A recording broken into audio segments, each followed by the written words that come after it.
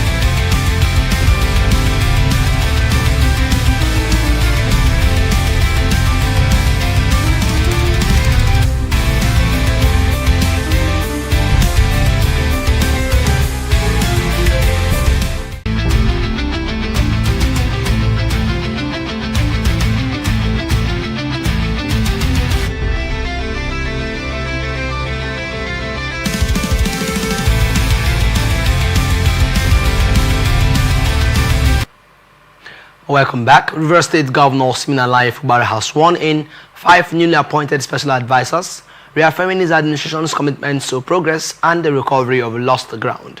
Speaking at the Government House swearing-in ceremony, Fubara said the appointments were intended to strengthen governance and ensure the smooth running of his administration. He noted that the appointees were experienced in government, understanding the philosophy and objectives of his administration. He warned that the positions are a call to service, not a pleasure, and expressed confidence that the appointees would replicate their past achievements in their new roles.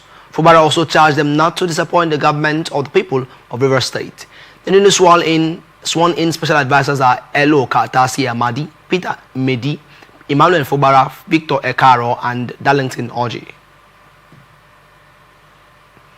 Minister of the Federal Capital Territory, Yesom Wike, has responded to Rivers State Governor Siminalayi Fubara following a recent remark interpreted as a jab at him.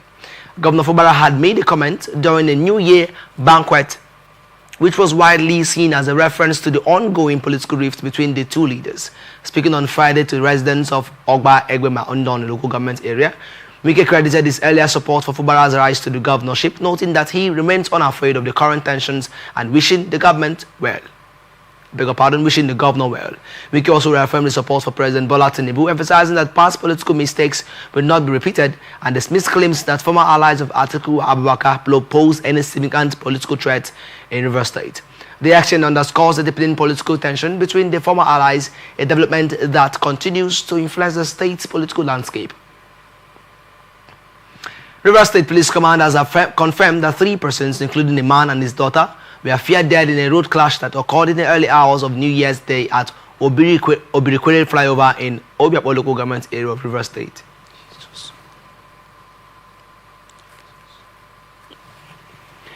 The accident involved a saloon car that reportedly rammed into a stationary waste collection truck parked along the flyover.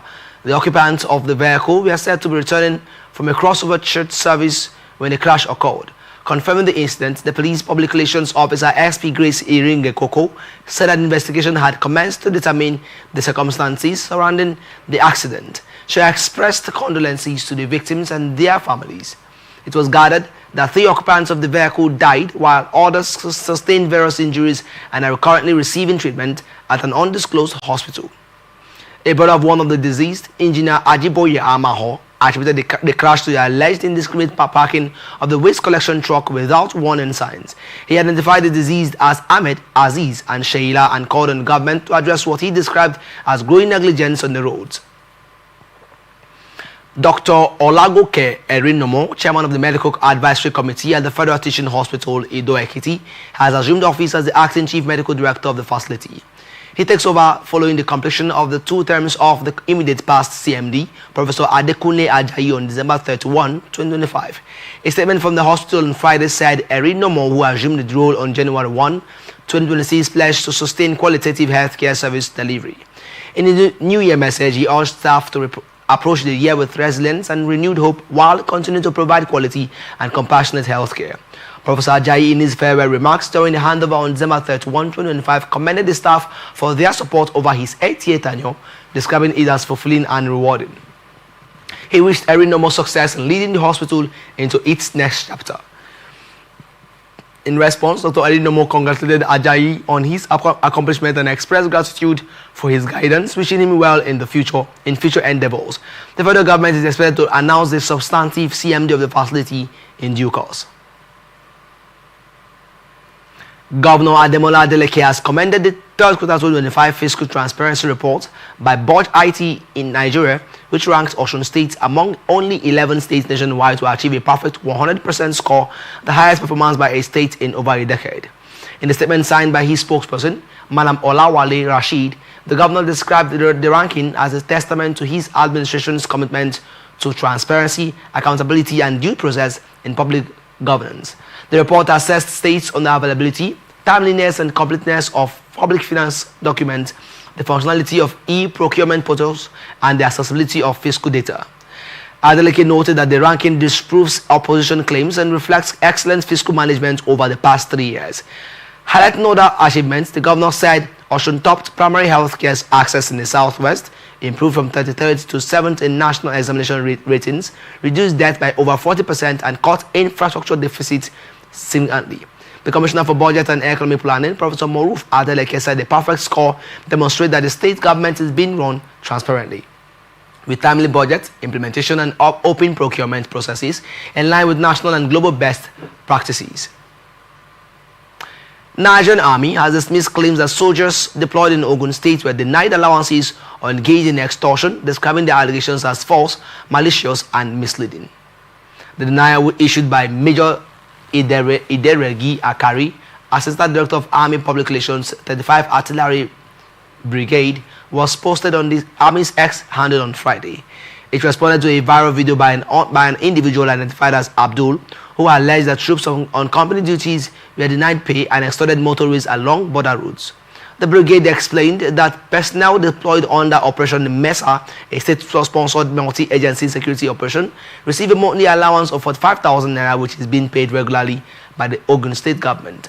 It stressed that the Nigerian Army maintains zero tolerance for indiscipline and that no credible complaints of extortion have been recorded. In compliance with Defense and Army Headquarters, and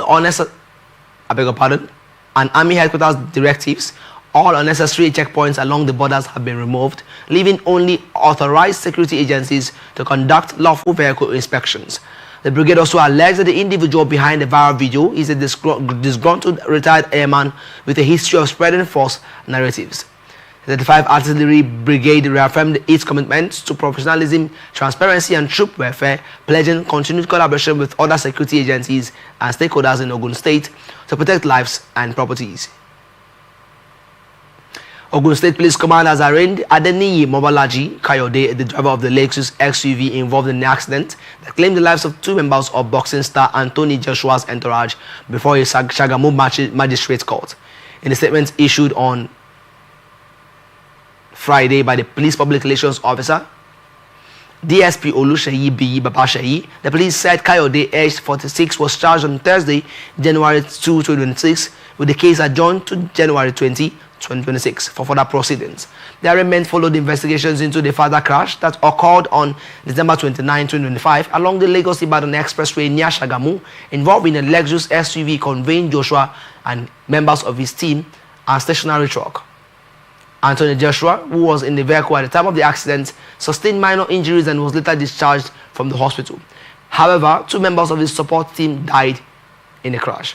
The police had earlier detained the driver as part of investigations into the circumstances surrounding the accident, which attracted widespread public attention due to Joshua's international profile. Kidnappers have demanded a total ransom of 450 million naira for the release of a Kwara traditional ruler, his son, and other abducted residents of Ifelodun local government area of the state. The abductors are demanding 150 million naira for the release of the Oniwo of Afin, Oba Simeon, Olaonupekun, and his son, Olaolu, a 7 National Youth Service Corps member, while 300 million naira has been demanded for the release of 8 residents abducted in Adanla Ireshe, a suburb of Igbaja. The family source of the monarch confirmed that the kidnappers made contact on Friday, lamenting that the family had been traumatized since the abduction on New Year's Eve and appealed to the government and security agencies for urgent intervention. The Kwara South Joint Community Security Watch Network also confirmed the ransom demands, noting that the 300 million naira request for the Andala abductees was made earlier in the week. The monarch and his son were abducted on December 31, 2005 when armed men invaded the Afin community, stormed the palace, and shot the monarch's wife, Felicia Olaonupekun, in the arm before whisking away their victims. The twin abductions have heightened fears over worsening insecurity in parts of Kwara State, where kidnapping incidents have surged in recent months. The Kwara State Police Command said it was not aware of any ransom demand, reiterating that payment of ransom encourages criminality, while assuring that security agencies are working to rescue abducted victims. Troops of the Joint Task Force have foiled an attempted incursion by bandits into communities in Shanono local government area of Kano State following a prolonged gun battle. The clash, which occurred between late Thursday night and early hours of Friday, affected Yankwada, Babanduhu, and other neighboring villages. According to the Nigerian army, the bandits stormed the area on motorcycles, firing sporadically, confirming the incident to the News Agency of Nigeria. The agency spokesperson in Kano, Major Zubai Babatunde, said the attack was a revenge mission after several bandits were killed during an earlier encounter with troops last week. He said the assailants were swiftly engaged and dislodged by the military. Batunde added that the timely response of the Joint Task Force prevented casualties and major destruction, assuring residents of the military's commitment to protecting lives and property while urging continued cooperation with security agencies. However, the chairman of the Shanono Bagwai Community Security Forum, Alhaji Yahaya Bagubiri, said the bandits arrived on over 50 motorcycles, heavily armed, and succeeded in killing 1 civilian and rustling about 100 cows before being repelled. When contacted, the Assistant Director, Army Public Relations, 3 Brigade Nigerian Army, Captain Zubairu Babatunde, clarified via WhatsApp that there were no civilian casualties and no cases of cattle rustling, describing the operation as successful. Nigeria Security and the Civil Defense Corps, Kano State Command, has strongly condemned the brutal stabbing to death of one of its volunteers, Abdurrauf Sharif, by suspected hoodlums in Kano. According to a statement released by the command's public relations officer, Ibrahim Abdullahi, the incident occurred around Giadi Court Road while the volunteer was carrying out his lawful duties. The Corps described the act as a grievous violence it would not tolerate. The statement confirmed that 4 suspects armed with dangerous weapons, including a hacksaw, dambida, and drugs, have been arrested and are currently assisting security agencies with investigations. Being a case of culpable homicide, the suspects will be transferred to the Nigerian police for necessary legal action. The state commandant of NSCDC, Mohammed Hassan Agalama, expressed deep condolences to the family of the deceased and reassured the public of the Corps' commitments to working with other security agencies to rid the state of criminal elements. Members of the public were urged to remain calm and continue supporting security agencies by providing timely and credible information. National Working Committee of the New Nigeria People's Party has dissolved its Kano State Executive, including all local government and ward leaders, ahead of the anticipated defection of Governor Abba Yusuf to the All Progressives Congress. According to a statement by the NNPP National Publicity Secretary, Oladipo Johnson, the NWC plans to establish a caretaker committee to oversee party affairs in the state in the interim. The dissolution, he said, was carried out in accordance with the party's constitution. The move comes amid a long-standing political crisis between Governor Yusuf and NNPP national leader and former Kano State Governor Rabiu Musa Kwankwaso. Reports indicate that Yusuf is set to join the APC in the coming days, a decision strongly opposed by Kwankwaso. Johnson thanked all former states, local government and world leaders for their contributions and assured them of the party's appreciation, while promising further instructions regarding the caretaker committees in due course. The Kano APC chapter has confirmed that preparations are ongoing for Governor Yusuf's official entry into the ruling party. Troops of the Joint Task Force Operation Hardin Kai have foiled a planned suicide attack after neutralizing 3 terrorist bombers in Borno State. A statement signed by the media information officer of the Joint Task Force Northeast, Lieutenant Colonel Uba Sani, said the operation was executed through covert intelligence efforts by troops in collaboration with local volunteer forces. The mission led to the tracking and neutralization of the suicide bombers before they could attack civilians. 4 AK-47 rifles abandoned by the fleeing terrorists were recovered and 2 motorcycles used by the terrorists were destroyed. Preliminary intelligence assessments indicated that the neutralized suicide bombers were dispatched from the Mandara Mountains by the Ali Ingude-led Jamaatul Ali Sunnah leader Awati Awal Jihad faction of Boko Haram.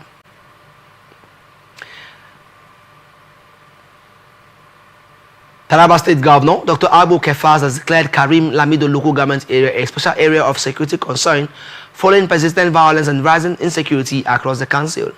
The declaration was made on Friday in Jalingo through Executive Order Number 1 of 2026 as part of measures to restore peace, protect lives and property, and create an enabling environment for socio-economic activities. According to an official statement, the decision was informed by recurring communal clashes, boundary attacks, and farmer-herder conflicts in the area, which security assessments say pose a serious threat to peace and development in Taraba State.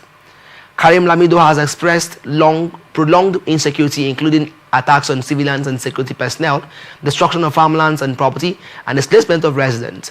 Renewed violence in 2025 reportedly claimed several lives, including soldiers deployed to maintain order. Under the special designation, the government will deploy additional security personnel to flashpoints and formally coordinate community vigilante groups and hunters under the supervision of the Taraba State Martial Security Guard. Governor Kefas also announced the inauguration of a Judicial Commission of Inquiry to investigate the root causes of the crisis and recommend measures for accountability, reconciliation, and long-term peace, alongside committees on land use and conflict prevention.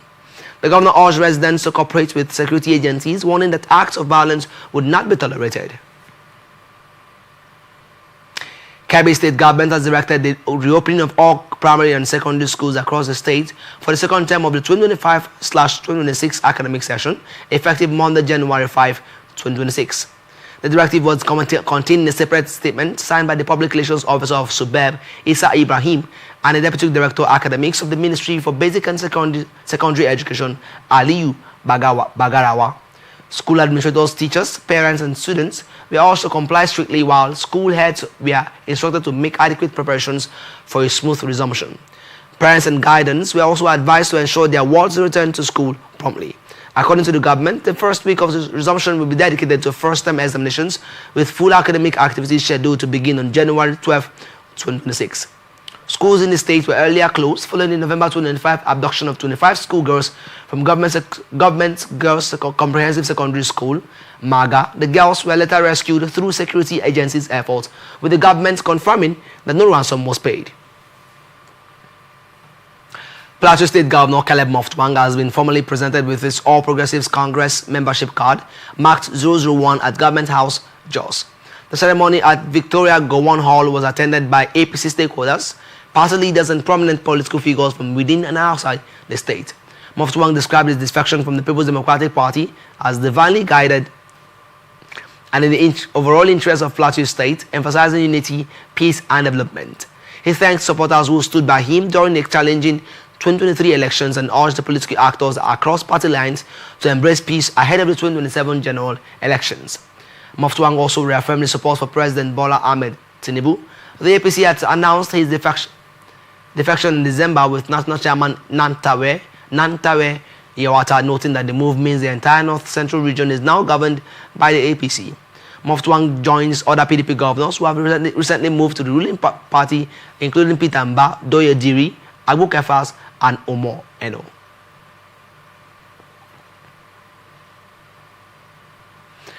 Zamfara State Police Command has rescued 5 women and children who were abducted by suspected bandits along the Dan Sadao Gusau Highway. According to the state police spokesman, DSP Yazid Abubakar, operatives of the anti-kidnapping unit were on patrol when they encountered motorists and commuters blocked by armed bandits.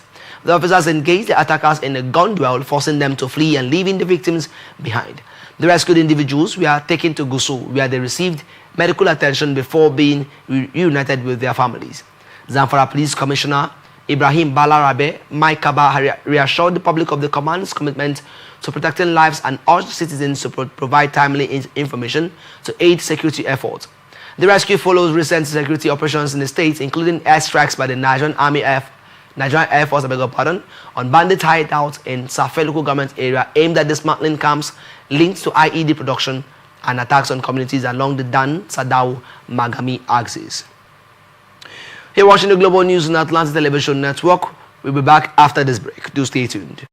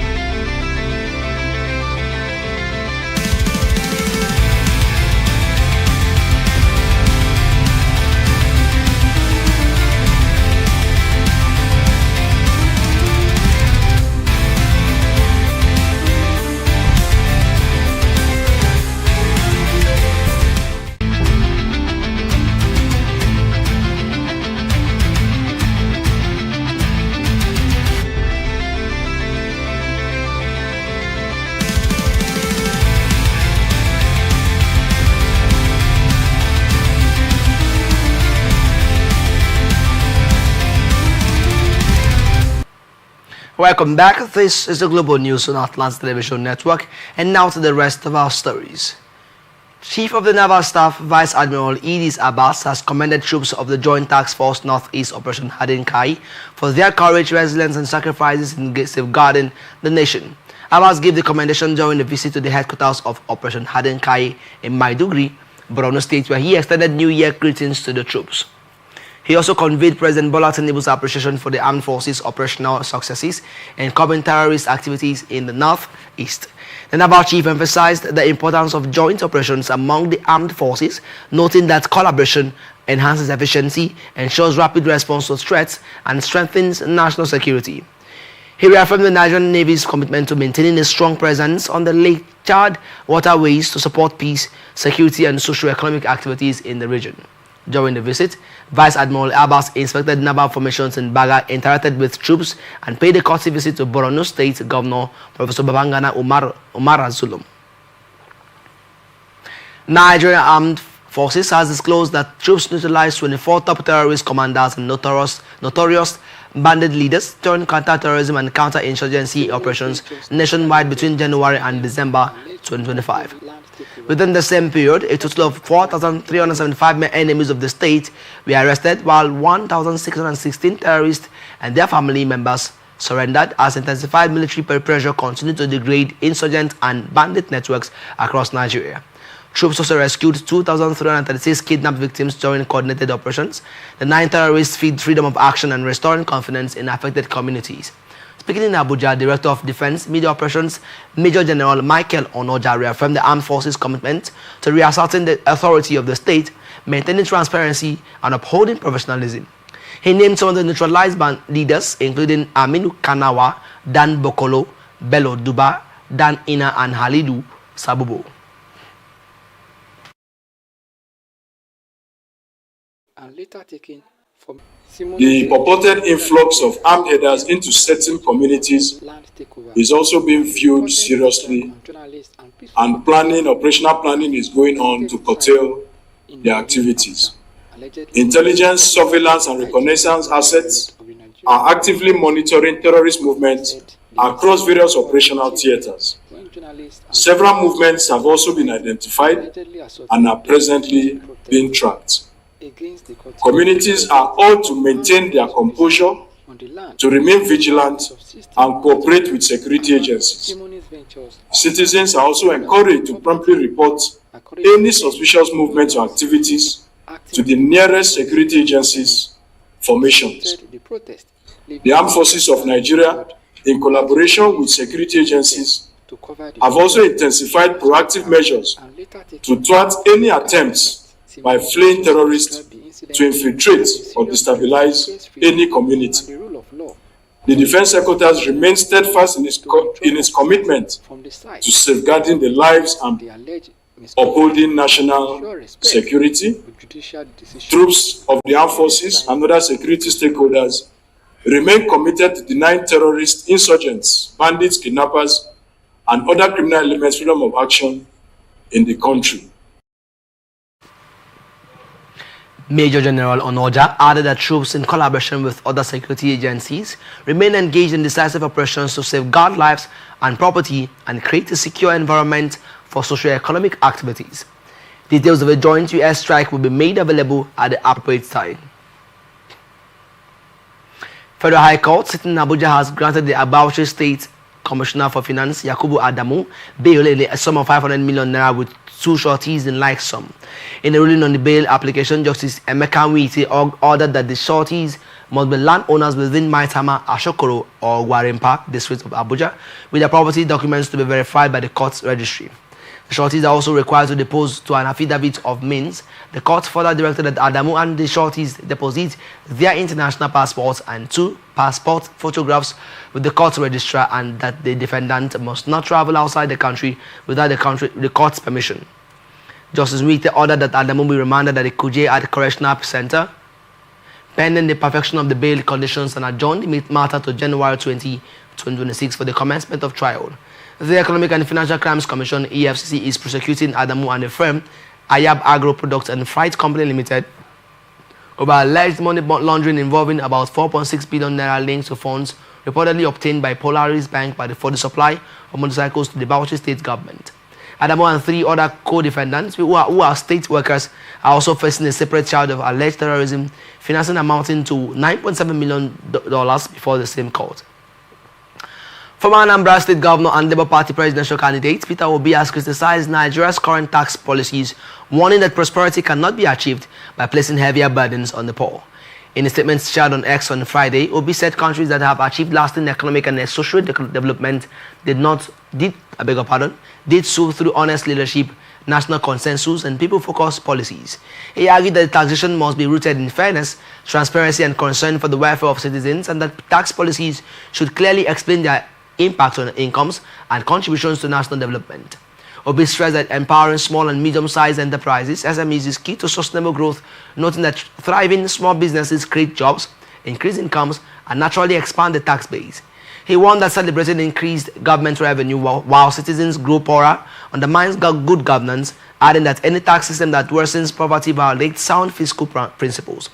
His comments come amid public debate over Nigeria's new tax reform laws implemented from January 1, 2026, amid concerns from opposition lawmakers and civil society groups over discrepancies between bills passed by the National Assembly and the versions later gazetted by the federal government.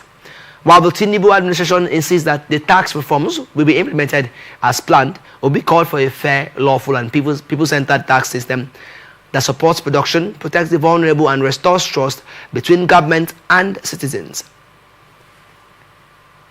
Stakeholders of the People's Democratic Party in Borno State have urged Governors Bala Mohammed and Sheyi Makinde to sheath their swords, embrace party unity, and realign their loyalty to FCT Minister and PDP National Leader Nyesom Wike.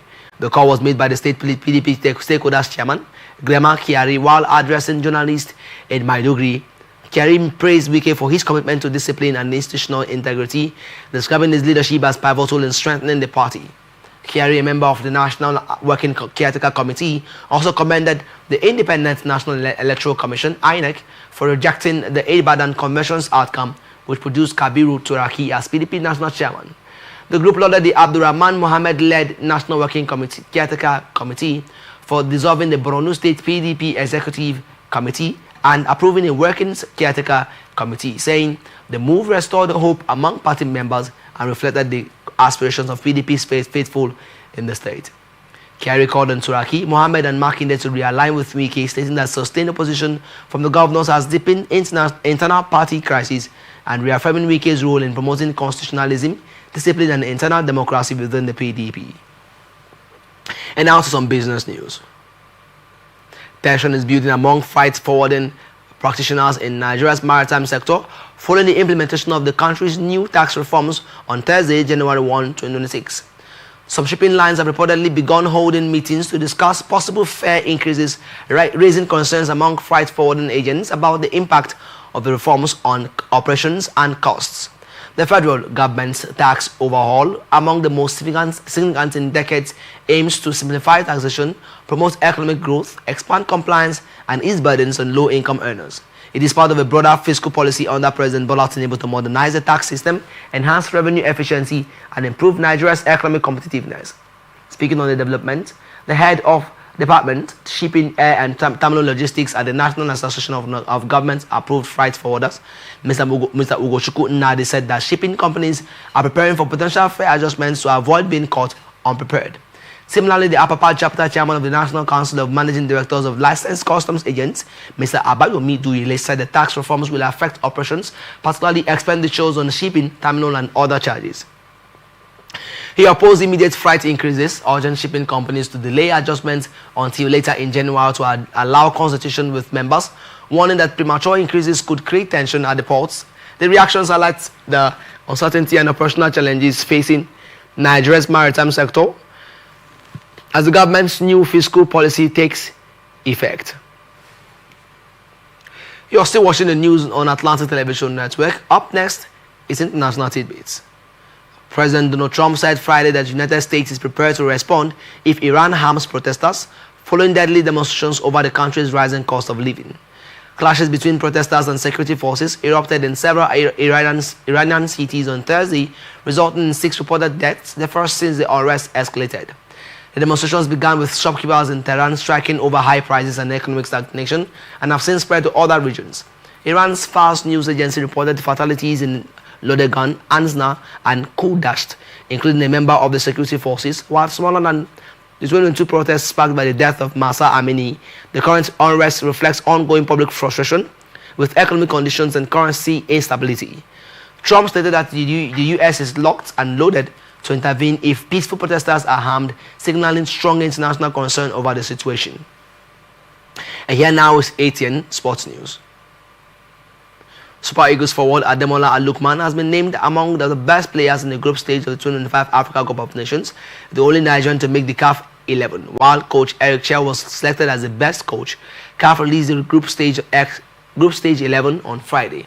Lukman, who scored twice and provided 2 assists in Nigeria's first 2 matches, was included in a 3-man midfield alongside Morocco's Brahim Diaz and Cameroon's Carlos Baleba. He scored the match winner against Tanzania and contributed to Nigeria's 3-2 win over Tunisia with a goal and 2 assists. Coach Chell, who led Nigeria to top their group with 3 wins, was praised for his tactical approach, solid defensive setup, and ability to balance the team's attacking freedom with cohesion. CAF noted his vision and squad management as key to Nigeria's strong group stage performance. Egypt's Mohamed El Shenawi was named the best goalkeeper, while the defense included Nusai Mazraoui, Morocco, Axel Tuzambe, DR Congo, Edmond Tapsoba, Burkina Faso, and Yahya Atiat Allah El Abdi, Morocco. The 3-man attack features Ivory Coast Ahmad Diallo, Senegal's Sadio Mane, and Algeria's Riyad Mahrez. Nigeria will face Mozambique in the round of 16 in Fez on Monday, while Senegal meets Sudan in Tangier and Mali clashes with Tunisia in Casablanca. Arsenal manager Mikel Arteta has urged his side to overcome their New Year jinx as they chase their first Premier League title in more than 2 decades. The Gunners sit 4 points clear of second place Manchester City at the halfway stage of the season and are favourites to claim a 14th English League crown. However, in the past 23 years, Arsenal failed to convert being top at the end of the calendar year into a title win, most recently finishing 5 points behind City 3 seasons ago. Speaking on Friday ahead of Arsenal's trip to Bournemouth, Arteta admitted he was unaware of the statistic but said, "Let's break it." He added that his players are determined to win the league for the first time since 2004, having finished as runners-up 3 consecutive seasons. They transmit their desire every single day in training and matches. You can see the energy and commitment. They want it, and that's what we need. He said, adding that the team's focus is on taking it day by day and enjoying the process. Arteta was buoyed by Arsenal's 4-1 win over third-place Aston Villa, following Manchester City's goalless draw with Sunderland. Despite the lengthy injury list this season, the manager welcomed the return of Gabriel Magalhaes and Gabriel Jesus, though Declan Rice remains a doubt for the Bournemouth clash after missing the Villa game with a knee problem. And now entertainment news. Nigerian singer Burna Boy has set a new record as the most streamed African artist on Spotify in 2025, amassing nearly 2 billion streams. According to Spotify's 2025 streaming data, the Ye Kruna recorded 1.986 billion streams, surpassing fellow Nigerian artists Wizkid 1.81 billion, Rema 1.63 billion, and Davido 1.58 billion, as well as South African singer Tyler 1.67 billion.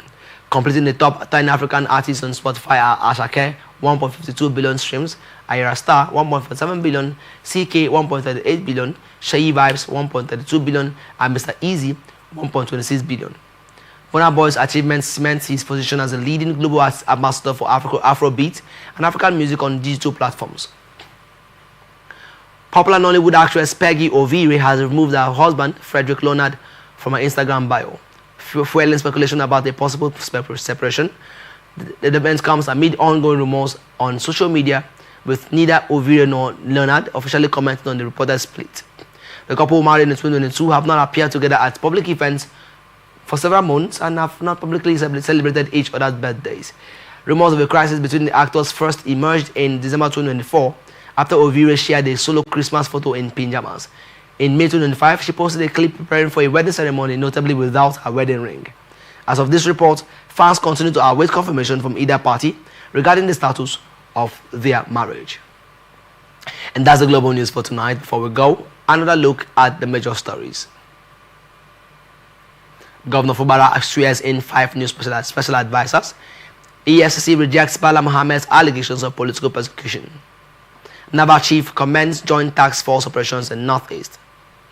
Tax reforms spark tensions as shipping lines plan hikes. Trump signals U.S. action if Iran attacks protesters. And Lukman makes AFCON 25 group stage best 11. As Spotify names Burna Boy most streamed African artist. I am Favor. Chief question Michael. Thank you for watching. You can follow us on our social media platforms on Twitter now X at Atlantic TV Net, on Facebook and YouTube at Atlantic Television Network, and on Instagram at Atlantic TV Network. And don't forget, peace and unity are the pathways to progress. Do have a wonderful night rest.